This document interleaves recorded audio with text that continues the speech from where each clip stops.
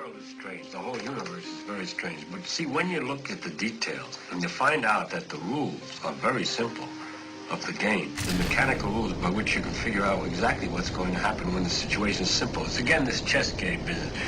If you were in just a corner where only a few pieces are involved, you can work out exactly what should happen. And you can always do that when there's only a few pieces. So you know you understand it.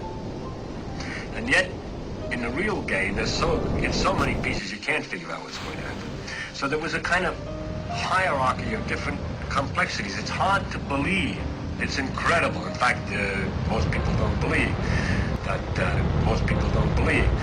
that the behavior of, say, me, one, yak, and you, nodding, and all this stuff, is the result of lots and lots of atoms all obeying these very simple rules. Come out that it evolves into such a creature that in a billion years of life with its experiences has produced the thing with prongs that stick out like this and so on.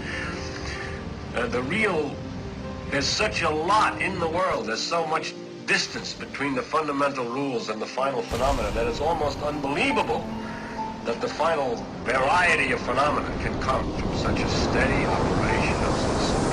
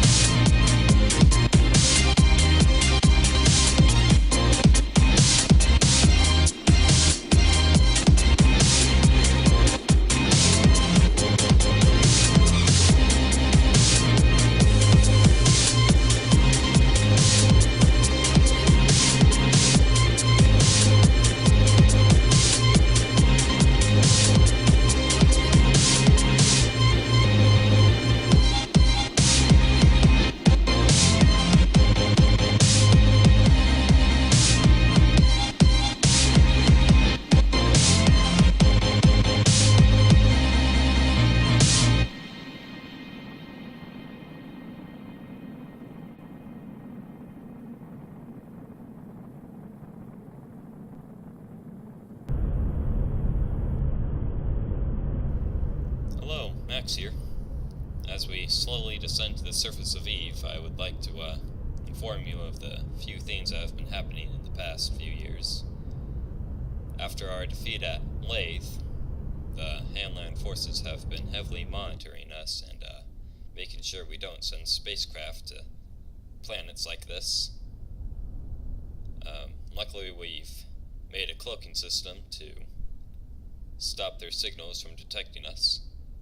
But right now we're trying to send some scientific equipment here to Eve so that we can discover a solution to a problem we're having on Kerbin.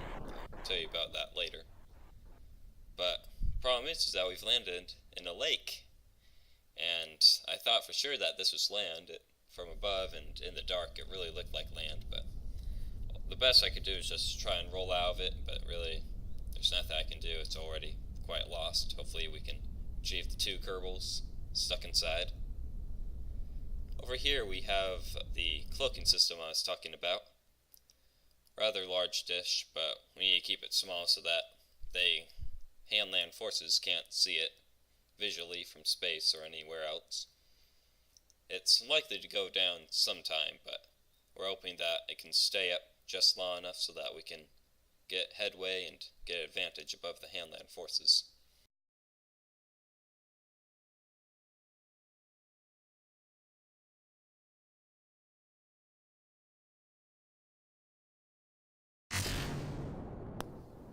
This here is a launch of a new vessel we're sending to Eve. It has a lot more equipment, science lab on it. Hopefully we can discover more with it.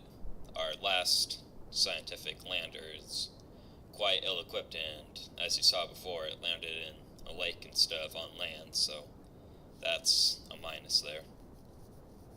But while this is launching, I'd like to talk a bit more about what's been happening recently. Since their victory, Hanlan has been polluting Kerbit a lot more, abusing a lot of the resources that have been given to us by Mother Nature. So we're trying to find a way to solve that solution, and recently with our sensors down there by the VAB, we have detected a strange phenomenon on Eve, which almost appears to be a reverse of the greenhouse effect. While our Kerbals landed there in the middle of the lake, they did a quick crew report, looked around a bit, studied the water, and they found pretty high level of mercury in the liquid surface of Eve, and they saw a strange haze off in the distance on the edge of the lakeside.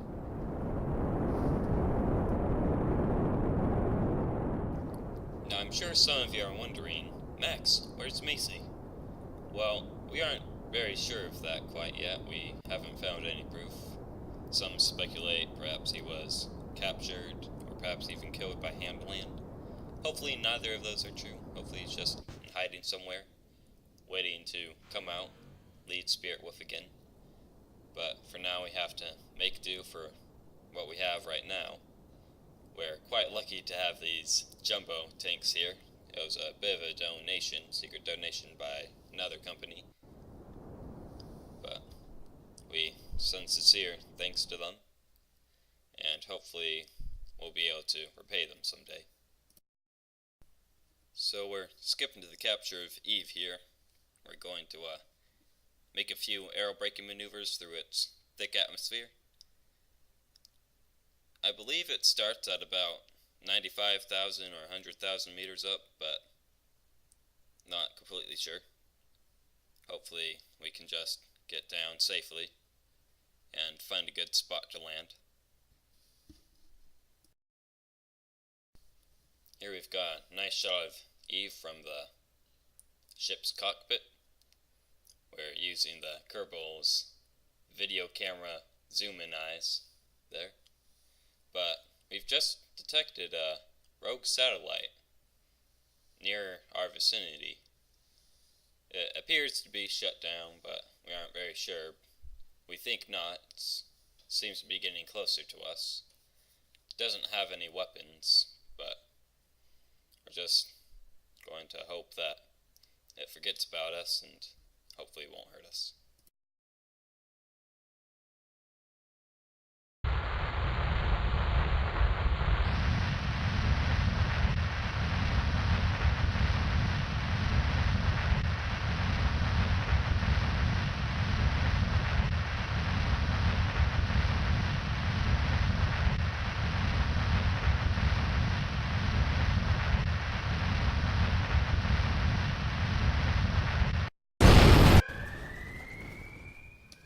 Was a hard hit there. It was strong enough to set off the alarm here, but we don't appear to have any damage. Hopefully it's just fine. We're just going to check a few things here, check if the equipment is still running, see if the legs still work. Hopefully the legs are just fine. If those don't work, then we're going to be quite doomed. Our immobile base here is just going to be rolling around all over the surface of Eve with no direction.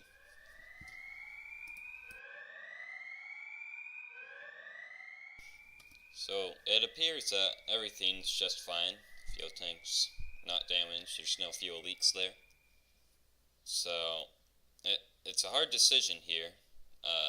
Hopefully we'll be okay if we re-enter, because I guess that's what we're going to have to do anyhow.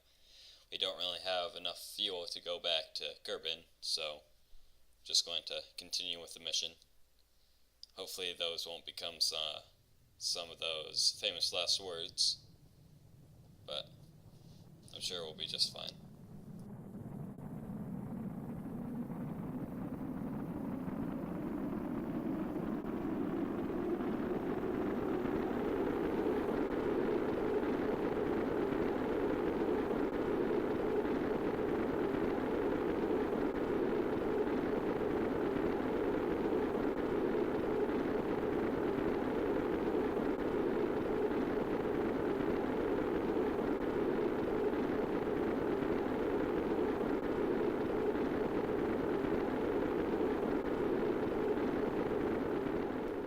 We have now passed the peak of the re-entry phase here.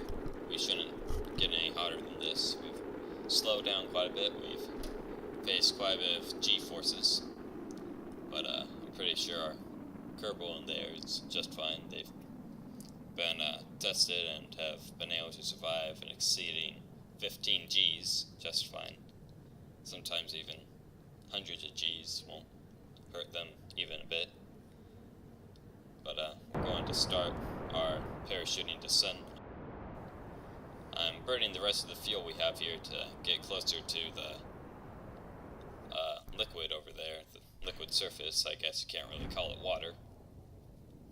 But we've deployed our parachutes, and the spacecraft seems to be quite uneven, which is quite troubling, but I tested it on Kerbin, and it straightened out just fine when the parachute's fully deployed. Going to skip ahead to where we're closer to the ground now.